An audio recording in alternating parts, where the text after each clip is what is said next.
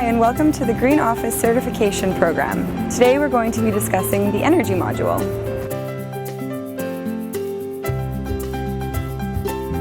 One way that you can save energy in your office is by changing your computer settings. One way to do this is by manually turning off your computer's monitor whenever you're not using your computer. Your computer processor in awake mode uses 120 watts of power, while in sleep mode it uses a quarter of that, which is a considerable amount of savings if you're away from your computer for any amount of time. If changing any of your computer settings requires administrative assistance, please call TSC. You can save energy on your computer in your office by turning your computer into standby mode. This turns off the display and the hard drive while the memory remains active. You can also dim the brightness on your monitor. Turning off your monitor and using standby mode is great for when you're coming and going from your office, but when you're leaving at the end of the day, please make sure to turn off your computer completely. Turning off your computer completely includes shutting off your monitor, turning off your computer processor, and switching off the power bar that it's connected to. You can also save energy in the office by using the energy saving mode on your photocopier. Press the energy saving button on your photocopier after your print job is complete, and it'll put the photocopier into standby mode. Another way you can save energy in your office is by limiting your use of electricity. Turn off the lights when you're leaving your office or when you don't need them, and utilize natural light if you have a window in your office. Use your own caution in case of safety concerns. You can save even more electricity with lights by turning off lights in unoccupied rooms and switching off motion sensor lights when you're leaving rooms. You can also encourage others to turn off lights around your office by posting energy-saving prompts on your light switches. Those can be provided to you by the CSO. Another way that you can save energy in your office is by unplugging your appliances. Simple everyday appliances such as lamps and hair dryers do not normally draw electricity when they are turned off, unless they have a pilot light that remains active at all times. These are real off switches. They break the circuit when the off button is pushed. Off switches that do have a pilot light that remains active at all times do draw electricity when they are turned off. These include anything that have a display at all times, such as a clock or an alarm. Standby power is used to operate these things, such as clocks, timers, or things that are operated using a remote control. Even when turned off, these appliances are using electricity. It's also important to know that things such as phone cradles or laptop cords are still drawing energy even if the device is fully charged. An easy way to make sure that your appliances are being unplugged is by using a power bar. These are multi-socket plug-ins that turn off with a switch and cut off phantom power.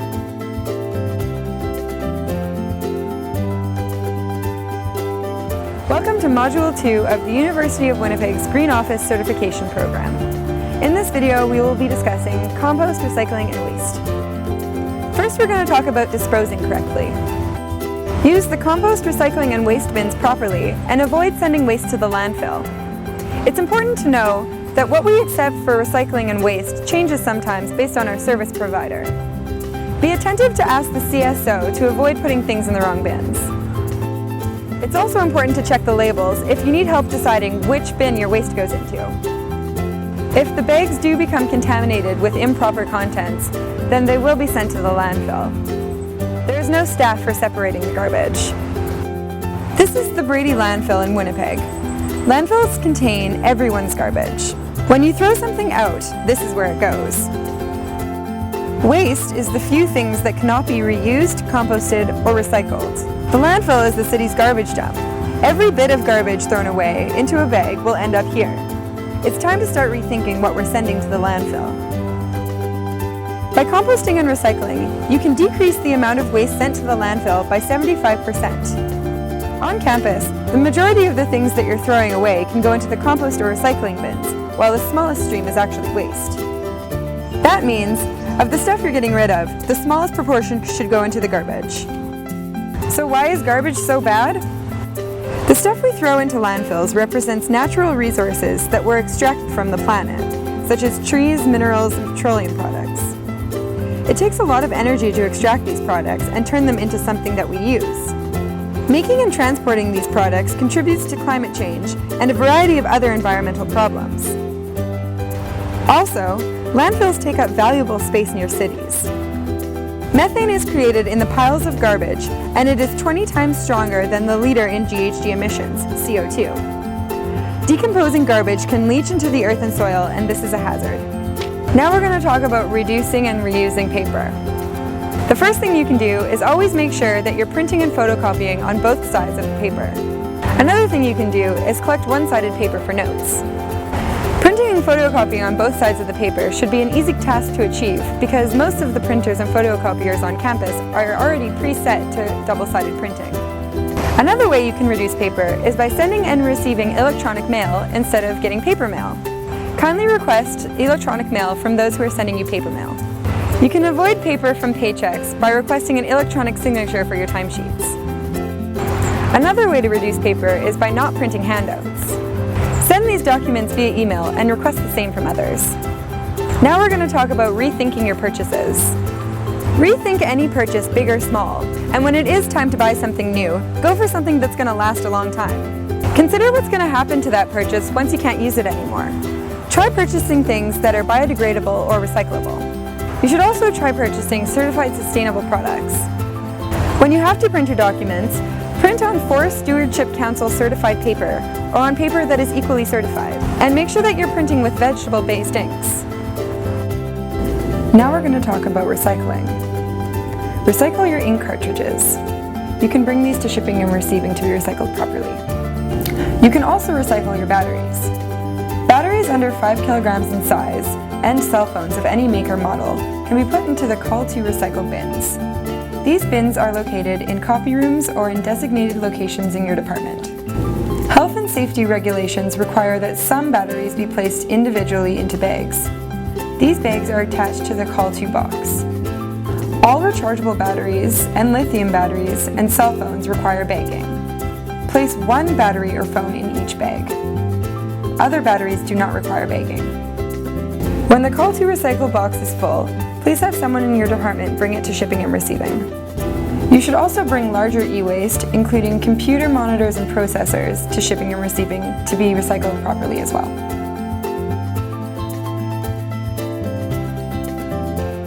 Hi, and welcome to the UW Green Office Certification Program, Module 3. In this video, we will be discussing kitchens and break rooms. One way to have a green office kitchen is by packing a litterless lunch. This includes bringing your travel mug for beverages, packing your lunch in reusable food containers, and bringing a food container with you when you're going to buy food at the cafeteria. Another aspect of having a green office kitchen is by using environmentally friendly cleaning products. Look for this logo when you're buying green cleaning products. The next thing you can do to have a green office kitchen is use cloth towels as opposed to paper towels when you're drying dishes and your hands. This will require volunteers from your office to take the cloths home to wash them. Another aspect of green office kitchen is saving water. You can save water by avoiding the purchase of bottled water, and this includes water coolers. The tap water at the U of W tastes great, is free, and is safe, and avoids the greenhouse gas emissions caused by the transportation of the water bottles from their origin to campus. You can avoid purchasing bottled water on campus by bringing your own bottle and refilling it all around campus at the water bottle refill stations or in your office kitchen at the tap. If you don't like the taste of tap water, you should try using a filtering system such as Brita. The University of Winnipeg banned the commercialized sales of plastic water bottles back in 2009. If you want to collect compost in your office kitchen, one way to do it is by storing a small bin in the freezer. Storing it in the freezer traps the smell and you'll avoid bugs. This will require staff volunteers to empty the bin on main campus whenever necessary.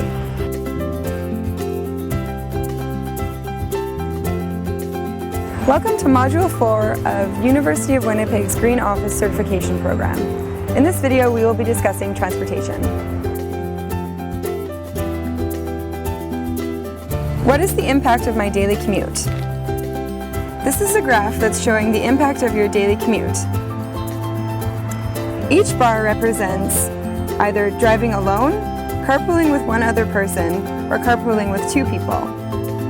As you can see, driving in an SUV produces more GHG emissions than driving in a small car or a hybrid. Riding the bus is a way to carpool with many people, and riding a bike produces no GHG emissions at all. So this graph shows the impact of an individual's commute, but the next slide is going to show the cumulative impact of 60 people, or like an office of 60 University of Winnipeg staff. Did you know that 80% of people still drive to work alone? We're going to talk about active transportation. Active transportation includes taking the bus, riding your bike, walking to work, or any way to get to work rather than driving in a single occupant vehicle. During rush hour, there are on average 1.2 persons per car, meaning 2 buses can carry as many people as 100 cars in rush hour. Next, we're going to look at what 1 ton of GHG emissions looks like in Manitoba. We're going to assume that for every 10 liters of gas, you can drive 100 kilometers in your car. Next, we're going to assume that all 800 University of Winnipeg employees live 10 kilometers away from the university and are driving their car to school every day for the fiscal year. This is like assuming everybody lives in Lindenwoods. That would mean that in total, the University of Winnipeg employees would use 376,000 liters of gas a year. And that would mean 900 tons of GHG emissions every year from transportation. You could heat 272 houses in Manitoba with that much energy. The next thing we're going to discuss is the social benefits of active transportation. Transportation impacts our society in many ways on a daily basis, including accessibility, community livability, and employment. It's what connects the various communities of people who are traveling to the University of Winnipeg campus. Studies show that on top of affecting our health and environment, how we travel can impact community and social issues too. Active transportation options such as walking, cycling, and carpooling enhance the connections that we have in our society that build reciprocity and trust in our environments. Citizens are inspired to feel this way through the greater opportunities to interact with their neighbors. Walking to work is a great way to get people on the streets during the daytime, but people still shy away from it at night. Collectively, more walkers could create the sense of a safer social space at all times of the day. Alternatively to walking, cycling also provides the basic mobility to get to and from work, but also to access other activities as well. In summary, less traffic promotes street life, and more people in the neighborhood promotes a welcoming community. Burn calories, make friends, support better infrastructure, and reduce your carbon footprint. Participate in the Commuter Challenge all year. The Commuter Challenge is an annual friendly competition that encourages individuals and workplaces to explore greener transportation options for personal, environmental, and community health. The All-Year Commuter Challenge is a way to motivate yourself to use active transportation all year round. Why not skate down the Red River to get to work in the winter? The All-Year Challenge is the same idea as the Commuter Challenge, an easy-to-use commuter tracker so you can continue to know how many calories you are burning, how much fuel you are saving, and how many GHGs you are avoiding all the time. As well as the Commuter Challenge, you can also participate in Bike to Work Day. Bike to Work Day happens annually in Winnipeg each June and is one day to promote cycling as everyday transportation. It also advocates for improving bike-friendly infrastructure in Winnipeg. Decisions. Understanding your transportation options. Now we're going to talk about the benefits of taking the bus. There are 58 different bus routes servicing the University of Winnipeg, with 101 stops servicing these routes in close proximity to campus. In the midst of downtown, there are endless options for you to get to work. The Government of Canada says that 2.5 hours of physical activity is what it takes to see health benefits. This can include the simple act of walking to the bus stop. Studies have also shown that taking the bus is less stressful than driving. A UK study found that somebody who's traveling by bus daily will walk almost 460 kilometers a year. That's the equivalent to walking 11 marathons. Did you know that in 4 years, a car driver uses more energy and creates more air pollution than a transit rider does in 40 years? Another transportation option for you to explore is riding your bike. Here are the top 7 health benefits to cycling according to Discovery. Cycling is exercising your heart and is known to improve cardiovascular fitness and decrease of coronary heart disease. It is great for toning the lower half of your body and exercising your muscles. It's also a great low-impact workout for those with joint conditions or injuries. Cycling increases your longevity, and health benefits have been known to increase your life years. You burn a lot of calories and boost your metabolism, even on those short rides. Cycling takes moving your own body weight using both your hands and feet. This is great practice for your coordination skills. Cycling improves your mental health. Cycling is good for your immune system and can protect against certain kinds of cancer. Did you know that for trips under 5 kilometers, cycling is actually the fastest mode of transportation? If you're worried about being sweaty, there are showers located in the Duckworth changing rooms, as well as in the atrium level of the Richardson College for the Environment. Cycling in Winnipeg. Some easily accessible resources for you. One great cycling resource is the UWSA Bike Lab. There is no bike repair experience necessary, and they are dedicated to being a welcoming community learning space. Community outreach programs include cycling repair, build a bike, and safety workshops. The drop-in hours are available for students, faculty, staff, alumni, and the surrounding community to come in and use the tools to fix their own bike for free. Dedicated volunteer mechanics are available to guide you one-on-one through the process. UWSA Bike Lab is a cycling education and advocacy facility meant to teach you how to increase your skills in bike repair. It is not a service center. Their drop-in hours are posted on their website as well as on their Facebook page. There are community bike shops like the Bike Lab in several Winnipeg neighborhoods. There are links to them on the Bike Lab website. The City of Winnipeg Cycling Map is another great resource for cyclers. The bike map is broken up into different parts of the city and shows how to get to bike-friendly paths like the one along Assiniboine. The next resource to share with you is carpool.ca. When taking the bus is not quick or convenient, carpooling can be an efficient and community-building experience. You can cut down on your daily commute by planning ahead to carpool for things such as off-campus meetings, lunch dates, and getting to and from work. The first step towards carpooling is getting to know your neighbors, at home and at work. Share a ride sometimes or every day. Save on parking, gas, and car repairs. Whatever your reason, carpooling can work for you. The carpool.ca website is where you can register to find people to carpool with or offer your car to carpool others. Visit www.carpool.ca. Another great resource for you is Winnipeg's car sharing program, Peg City Car Co-op. The University of Winnipeg has a Peg City car, and it is located behind the Buehler Building. There's information about how to register for the car co-op on the CSO's website. Being part of the car co-op means that you can take active transportation to get to work, but then there is a vehicle available for you at work if you need to drive somewhere. Another great resource to check out is the Winnipeg Trans's Park and Ride system. It operates Monday to Friday from 6 a.m. till 6 p.m. with 12 convenient locations all across Winnipeg. Each Park and Ride is a lot located beside a bus stop, which have buses servicing all parts of the city to make it easier for you to get to and from work while you're doing your part in avoiding single-occupant vehicles from the roads during morning and evening commutes. Check out one of the Park and Ride locations close to you. Another resource for you to avoid a ride is telecommuting. Telecommuting is meeting face-to-face with no need to travel. Telecommuting promotes energy conservation while reducing business travel and delivering measurable energy savings.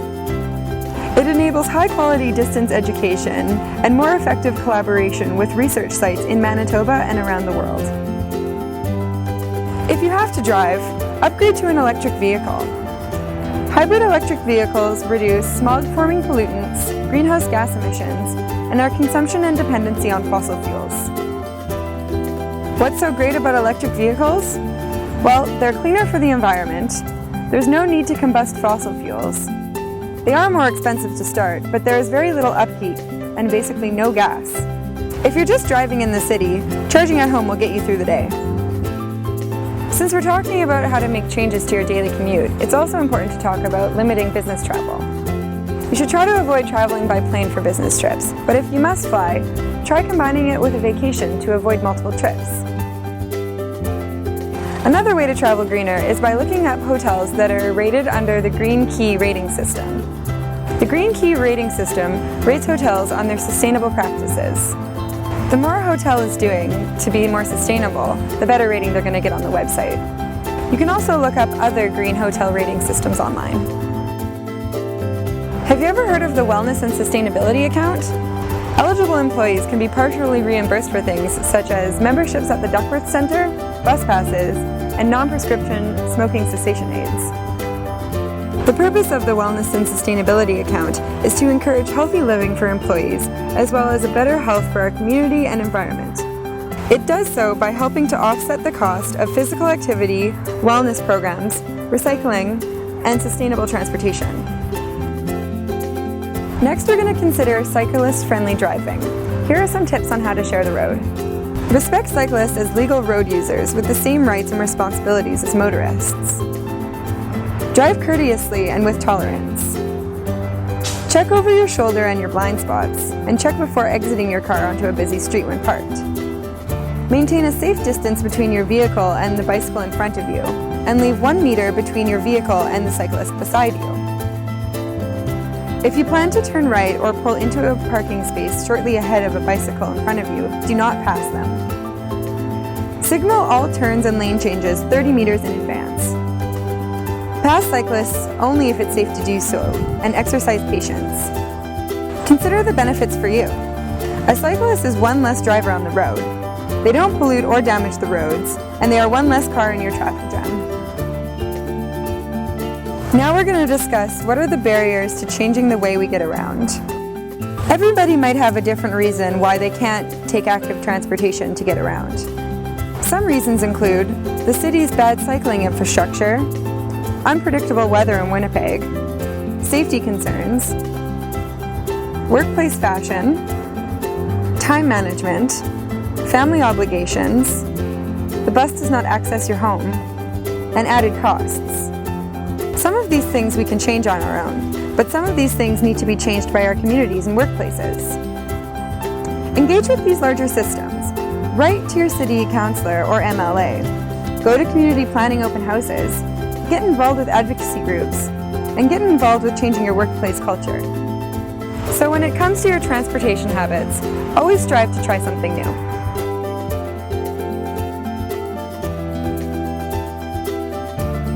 Hi, and welcome to Module 5 of the University of Winnipeg's Green Office Certification Program.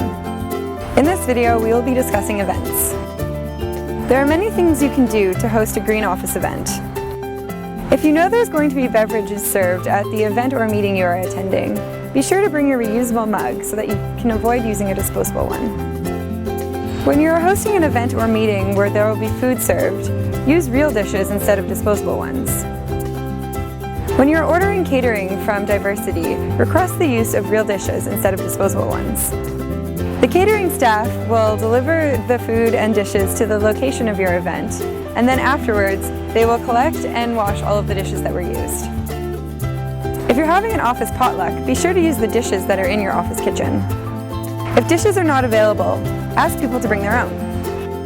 If all else fails, use compostable dishes and utensils, and make sure you have a compost bin on hand.